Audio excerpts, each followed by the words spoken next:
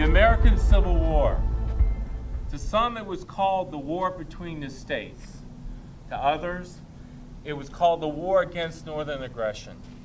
The North fought the South because they believed that every human being had the right to be free.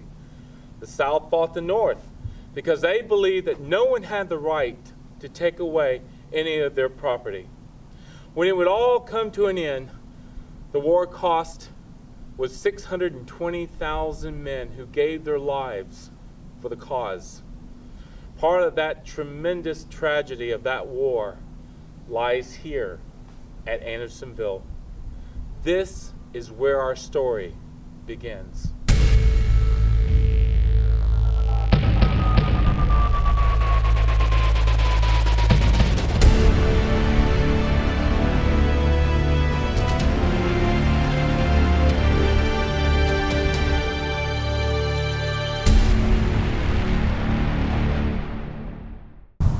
In July 1863, the Battle of Gettysburg would decide the direction of the war. In November of that same year, while Abraham Lincoln was delivering his famous Gettysburg Address, Andersonville, Georgia was being considered as a location for a new prisoner of war camp. In January 1864, slaves from local farms were being used to cut trees, dig ditches for this new prison. By February, prisoners started arriving. Andersonville Prison was only designed to hold 10,000, but by summer's end, more than 33,000 prisoners were here at Andersonville.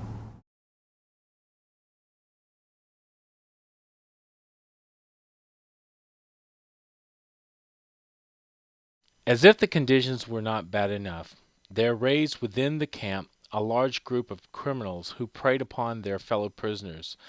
Most of these men had entered the military under fake IDs. These men were not motivated by patriotic duty, but because of the rewards that were offered as the war continued. They would desert at the earliest opportunity only to re-enlist in another regiment for another bounty.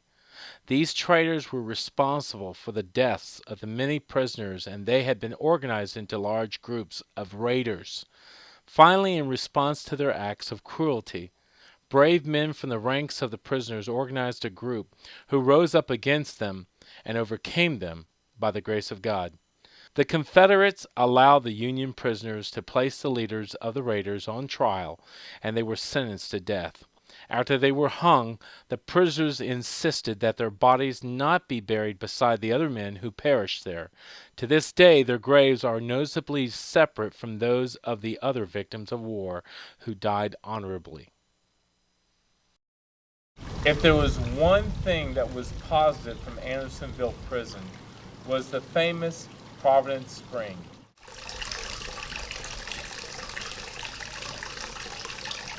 Because of the lack of water in the prison, the death toll reached its highest point in August 1864. Up to 90 men a day were dying. A group of Christian prisoners finally decided they would pray to God for pure water and would not stop until their prayers were answered. They prayed for hours. Finally, a deafening noise like thunder or an earthquake shook the earth. And where they were kneeling, a stream of water burst forth from the torn ground. They considered this phenomenon a providential act of God, and so the stream of water was called Providence Spring. Several of the men and their families who were there at that miracle wanted to make sure that the miracle would never be forgotten and remembered for generations to come. In 1901, a stone house was erected at Providence Spring, and this inscription is on the wall. The prisoner's cry of thirst rang up to heaven. God heard, and with his thunder cleft the earth, and poured his sweetest waters gushing here. Erected 1901. Today, when one visits Andersonville, the story of the miracle is mentioned but played down. How sad that our history is being changed or forgotten, all in the name of academic freedom. By September 1864, General Sherman's troops had occupied Atlanta, and the threat of Union raids on Andersonville prompted the transfer of most of the Union prisoners to other camps in Georgia and South Carolina. Lee surrendered to Grant in April of 1865. The horrors of Andersonville finally came to an end.